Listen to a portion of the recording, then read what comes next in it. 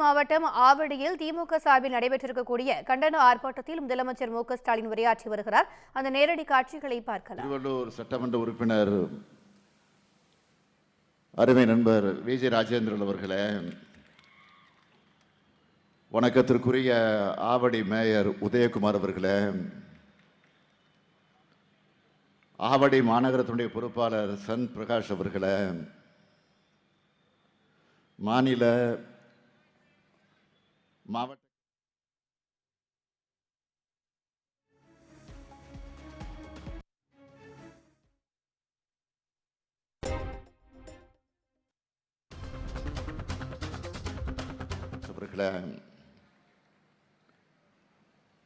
பெரும் திரளாக திரண்டிருக்கக்கூடிய பெரியோர்களே, தாய்மார்களே, இளைய சமுதாயத்தினுடைய இனிய நண்பர்களே,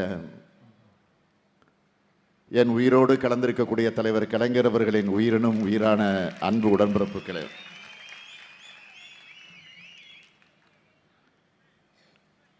தமிழ்நாட்டை வஞ்சிக்கிற ஒன்றிய அரசுக்கு எதிராக இன்றைக்கு தமிழகம் முழுவதும் நாம் கண்டன கூட்டத்தை நடத்திக்கிட்டு இருக்கோம் என்று சொல்வதை விட நடத்தக்கூடிய சூழ்நிலைக்கு தள்ளப்பட்டிருக்கிறோம். மிகவும் வேதனையோடு அந்த மனநிலையோடு இந்த கூட்டத்தை நாம் இங்கு நடத்தி கொண்டிருக்கிறோம். தொண்டமண்டலத்தோட நுழைவு வாயிலா ஜார்ஜ் கோட்டைக்கு வழித்தடம் அமைச்ச மாவட்டம் தான் இந்த திருவள்ளூர் மாவட்டம் என்பது மறந்துட முடியாது. தமிழ்நாட்டு உரிமைகளுக்கான போராட்டமும் பிரிக்க முடியாத ஒன்றாக விளங்கி கொண்டிருக்கிறது. மொழிவாரி மாநிலங்கள் பிரிக்கப்பட்டப்போ அன்று நடந்த எல்லை போராட்டத்தில் இந்த மாவட்டத்திற்கு முக்கிய பங்கு உண்டு. திருத்தணி தமிழ்நாட்டுக்குத்தான் சொந்தம்னு மாபோசி அவர்கள் தலைமையில் நடந்த போராட்டத்தில் நாமும் இணைஞ்சு போராடணும்.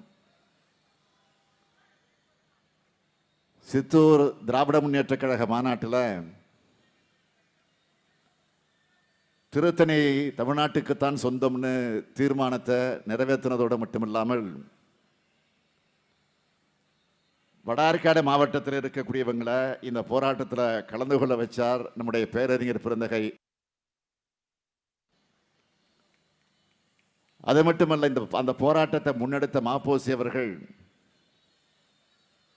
அன்றைய பிரதமர் நேரு அவர்கள் கடுமையாக விமர்சித்தார்கள். தமிழ்நாடு முழுக்க ரயில் மறியலை அறிவித்தார் பேரறிஞர் அண்ணா அவர்கள். திருத்தணியை காக்க தமிழ்நாடு முழுக்க ரயில் போர் நடத்தி கைதான இயக்கம்தான் நம்முடைய திராவிட முன்னேற்ற கழகம். அப்போ பேரறிஞர் அண்ணா, முத்தமிழறிஞர் தலைவர் கலைஞர் உள்ளிட்ட எல்லோரும் சிறையில் வைக்கப்பட்ட காரணத்தால் கழகத்துடைய பொறுப்பாளரா மதிப்பிற்குரிய ஏஜி அவர்கள், ஏ கோவிந்தசாமி என்று சொல்லக்கூடிய ஏஜி அவர்கள், அவரைத்தான் அன்றைக்கு அண்ணா அவர்கள் நியமித்தார்கள். நம்மளோட போராட்டத்தை கட்டுப்படுத்த தமிழ்நாடு முழுக்க 17 இடங்களில் துப்பாக்கி சூடு நடத்தப்பட்டுச்சு. அதில் 4 தொண்டர்கள் மரணமடைஞ்சாங்க. இப்படி திருத்தணியை அன்றைக்கு காத்தோம். இன்றைக்கு தமிழ்நாட்டுடைய உரிமையை குரல் கொடுக்க ஒன்று கூடி இருக்கிறோம். இந்த பொதுக்கூட்டத்தை, கண்டன பொதுக்கூட்டத்தை மிக பிரம்மாண்டமாகவும் எழுச்சியோடும் ஏற்பாடு செஞ்சிருக்கக்கூடிய மாண்புமிகு நாசர் அவர்களை நான் மனதார பாராட்டுகிறேன்.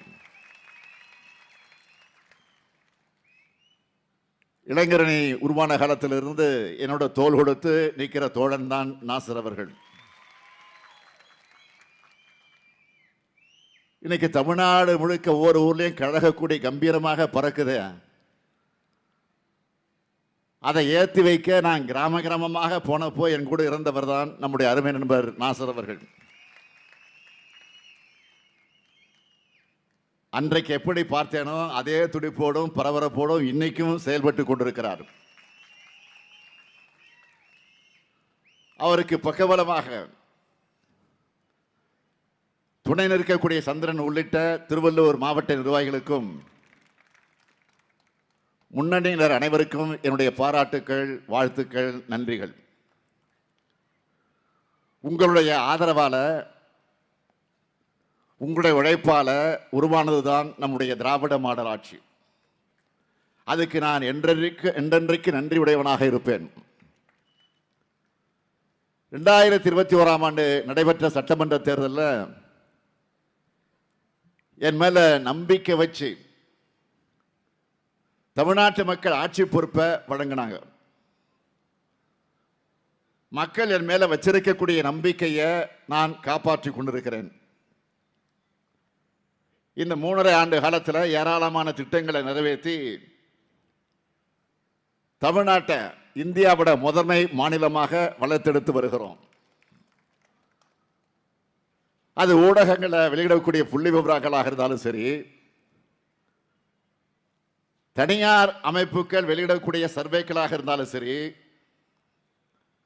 ஏன் ஒன்றிய அரசு வெளியிடக்கூடிய புள்ளி விவரங்களாக இருந்தாலும் சரி, அதிலெல்லாம் தமிழ்நாடு தான் முன்னிலையில் இருக்குன்னு இந்தியாவோட மிகப்பெரிய பொருளாதாரம் கொண்ட மாநிலங்களோட பட்டியலில் தமிழ்நாடு 2வது இடத்துல இருக்கு. தேசிய மொத்த உள்நாட்டு உற்பத்தியில தமிழ்நாட்டுடைய பங்கு உயர்ந்திருக்கு. 2030ஆம் ஆண்டிற்குள்ளாக $1 டிரில்லியன் பொருளாதாரத்தை அடைக்கணும்னு ஒரு மிகப்பெரிய குறிக்கோளை வச்சுக்கிட்டு நாள்தோறும் உழைச்சிக்கிட்டு இருக்கிறோம். பொருளாதார குறியீடுகள் எல்லாத்தையும் தமிழ்நாடு வளர்ச்சியை எப்படி இருக்கு? வறுமை இல்லாத மாநிலமாக, பட்டினி சாவுகள் அறவே இல்லாத மாநிலமாக தமிழ்நாடு இருக்கு. கடந்த 3 ஆண்டுகள்ல 10 லட்சம் கோடி ரூபாய்க்கு அதிகமான தனியார் முதலீட்டு திட்டங்கள் வர்றது உறுதி செய்யப்பட்டிருக்கு. இந்த வளர்ச்சியோட ஒவ்வொரு தனி மனிதருக்கும் நன்மை அளிக்கக்கூடிய திட்டங்களை செயல்படுத்திக்கிட்டு இருக்கோம். முத்தாய்ப்பான சில திட்டங்களை மட்டும் சொல்ல விரும்புகிறேன்.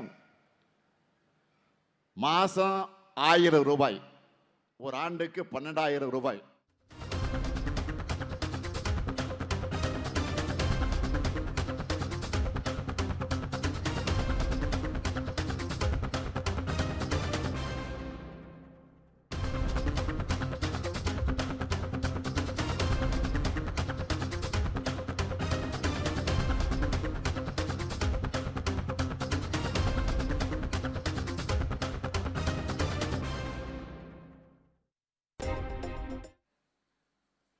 ஒன்றிய நிதியமைச்சர் மாண்புமிகு நிர்மலா சீதாராமன் அவர்களால்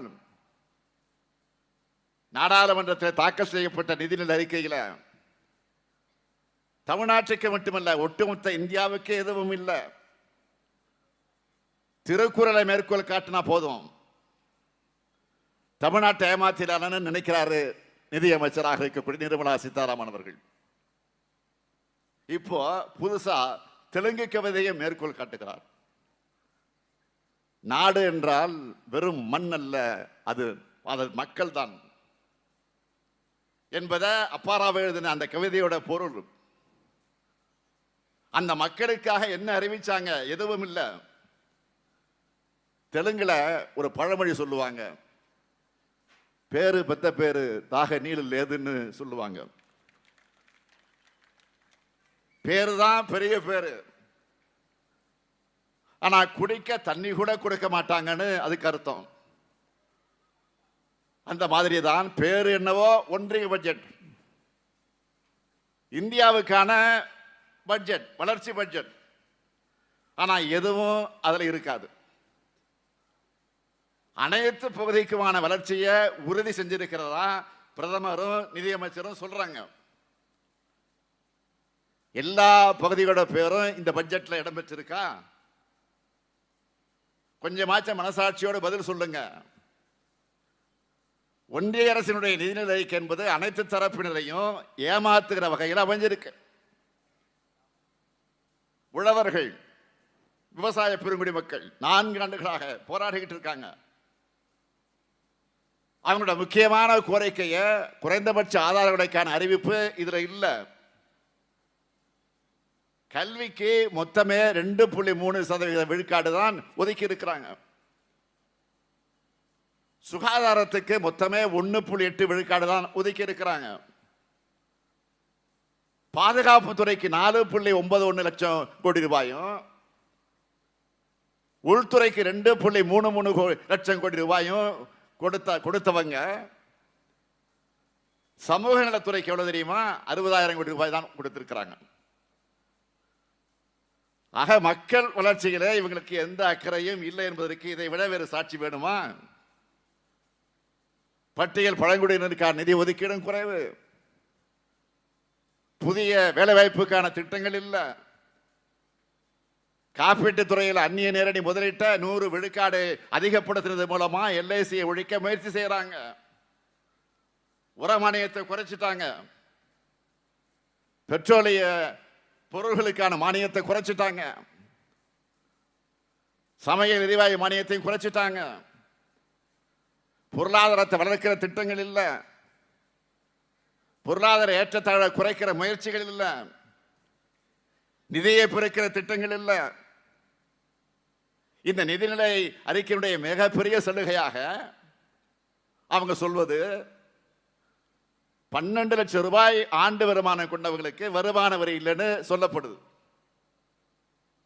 இந்திய நாட்டினுடைய மக்கள் தொகை எவ்வளவு? 140 கோடி. அதுல 2 விழுக்காட்டுக்கு குறைவான மக்களுக்கு தான் சலுகை தானே தவிர வேறல்ல. இதையே பெரிய சாதனையாக காட்டுறாங்க. அனைத்து மாநிலங்களுக்கான ஒன்றிய பட்ஜெட்னு சொல்லிட்டு பீகார் பீகார் பீகார்னு 6 முறை சொல்லுகிறார் அமைச்சர் நிர்மலா சீதாராமன் அவர்கள். என்ன காரணம்? ஏன்னா அங்கதான் சட்டமன்ற தேர்தல் வரப்போகுது விரைவில். கடந்த முறை நிதி அறிக்கையில் என்னாச்சு? ஆந்திரான்னு அறிவிச்சாங்க. அங்க சட்டமன்ற தேர்தல் வந்தால் அப்படி சொன்னாங்க. இப்ப பீகார்ல தேர்தல் வரப்போகுது என்பதால பீகார்னு சொல்றாங்க. பீகாருக்கோ ஆந்திராவுக்கோ திட்டங்களை ஒதுக்க வேணாம்னு நான் சொல்லல. எங்களை ஏன் புறக்கணிக்கிறீங்கன்னு தான் நாங்க கேட்கிறோம். தமிழ்நாட்டுக்கான புதிய சிறப்பு திட்டம் உண்டா? இல்ல. தமிழ்நாட்டுக்கான புதிய ரயில்வே திட்டம் உண்டா? இல்ல.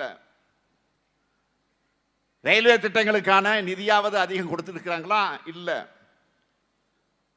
சென்னை மெட்ரோ 2ஆம் கட்ட பணிகளுக்கு நிதி உண்டா? இல்ல. பெஞ்சல் புயலுக்கு இழப்பீடு உண்டா? கிடையாது. மிக்ஜாம் புயலுக்கு இழப்பீடு உண்டா? அதுவும் கிடையாது. மதுரை எய்ம்ஸ் மருத்துவமனைக்கு நிதி உண்டா? கிடையவே கிடையாது. ஒருங்கிணைந்த கல்வி திட்டத்துக்கு நிதி இருக்கா? இல்ல. குடிநீர் திட்டத்துக்கு இல்ல, வீடு கட்டு திட்டத்துக்கு இல்ல. எதை எடுத்தாலும் இல்ல இல்ல இல்லதான். இதுக்கு பேர் பட்ஜெட்டா? நான் கேட்கிறேன், இதுக்கு பேர் பட்ஜெட்டா? மாண்புமிகு நிதியமைச்சர் நிர்மலா சீதாராமன் அவர்களே, தமிழ்நாட்டை சார்ந்தவர் என்பது பெருமையா, இல்ல தமிழ்நாட்டுடைய வளர்ச்சிக்காக நிதி ஒதுக்கிறது பெருமையா? கொஞ்சம் யோசிச்சு பாருங்க. உங்களுடைய மனசாட்சிக்கு இதை விட்டு விடுகிறேன். இந்த கேள்வியை கேட்டு நான் இத்தோடு விடுகிறேன். அதை மாநிலங்களுக்கு நிதி தராத ஒன்றிய அரசு கடன் தருது. அது வட்டி இல்லாத கடனா? வடக்குல நடக்கிறது ஆட்சியா இல்ல வட்டி கிடையா? அப்பா தன் பிள்ளையோட படிப்புக்கு உடைக்கு உணவுக்கு பணம் தராம கடன் தரேன்னு சொல்ல முடியுமா? அப்படி கொடுத்தா அதுக்கு பேரு குடும்பமா? கேட்போமா மாட்டோமா? மாநிலங்களை ஒருங்கிணைச்சு ஆட்சி செய்கிற ஒன்றிய அரசானது மாநிலங்களுக்கு நிதி வழங்காம கடன் தரேன்னு சொல்றதுக்கு பேர் ஆட்சியா? இதுதான் கூட்டாட்சியா? இதுதான் அரசியலமைப்பு சட்டம் இப்படித்தான் சொல்லுதா? சட்டப்படி ஆட்சி செய்றீங்களா இல்ல உங்க இஷ்டப்படி ஆட்சி செய்றீங்களா? இந்திய பொருளாதாரத்துக்கு முதுகெலும்பா இருக்கக்கூடிய தமிழ்நாட்டை தொடர்ந்து வஞ்சிக்கிறது ஏன்? தமிழ்நாடுனா பாஜகவுக்கு பிடிக்கலையா? பாஜகவுக்கு வாக்களிக்காத மக்கள் வாழுகிற மாநிலம்னு நிதி கொடுக்க மறுக்கிறாங்க. ஒன்றிய பாஜக அரசுக்கு நான் சொல்றதெல்லாம், நீங்க நிதியை கொடுக்காம இருக்கலாம், ஆனால் நாங்க நீதியை அடையாம விட மாட்டோம். நீங்கள் வேணும்னா வஞ்சிக்கிறவங்களாக இருக்கலாம், ஆனா நாங்க வாழ வைக்கிறவங்க.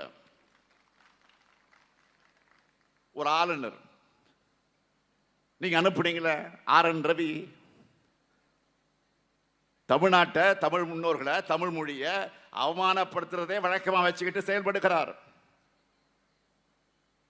ஏதோ புதிய பிலோசபியா அவரை எடுத்துக்கிட்டு இருக்கிற புது புது அர்த்தங்கள் எல்லாம் கண்டுபிடிச்சு ஏதோ சொல்லிக்கிட்டு இருக்கிறாரு. கவுண்டமணி காமெடி ஒண்ணு வருமே,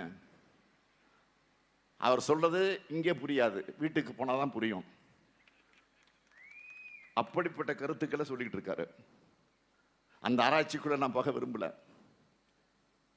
ஆனா தமிழ்நாட்டின் வளர்ச்சியை தடுக்கிற வகையில தமிழ்நாடு குறித்து தவறான எண்ணங்களை, கெட்ட உள்நோக்கத்தோடு அவர் பேசிக்கிட்டு வரார். தமிழ்நாட்டிலிருந்து நிறைய தொழில் நிறுவனங்கள் வெளிமாநிலத்துக்கு போறாங்கன்னு எந்த ஆதாரத்தோடு பேசுகிறார்? அப்படி போகணும் என்பதுதான் அவருடைய கெட்ட எண்ணமாக இருக்கு. தமிழ்நாட்டுடைய வளர்ச்சியை ஒன்றிய அரசின் பொருளாதார ஆய்வறிக்கையை பாராட்டுது. ஆனால் ஆளுநர் ரவியினுடைய பாராட்டு நமக்கு தேவையில்லை. ஒரு மேடையில் என்ன பேசுகிறார்? பெண்களுக்கு பாதுகாப்பான நகரமாக சென்னை இல்லைன்னு சொல்றார். அதே ஆளுநர் ரவி அவர்கள் இன்னொரு மேடையில் பாதுகாப்பான நகரம்னு சொல்றாரு. இப்படி மாத்தி மாத்தி பேசுறார். பாதுகாப்பு இல்லாத மாநிலம் ஆளுநர் சொன்னதை 2 நாட்களுக்கு முன்னால் தமிழ்நாட்டிற்கு சென்னைக்கு வந்த ஒன்றிய அமைச்சர் ஜோதிர் ஆதித்யா சிந்தியா அவர்களே மறுத்திருக்கிறார். சென்னையில் ஒரு வர்த்தக நிகழ்ச்சியில் உரையாற்றிய போது அவர் குறிப்பிட்டார்,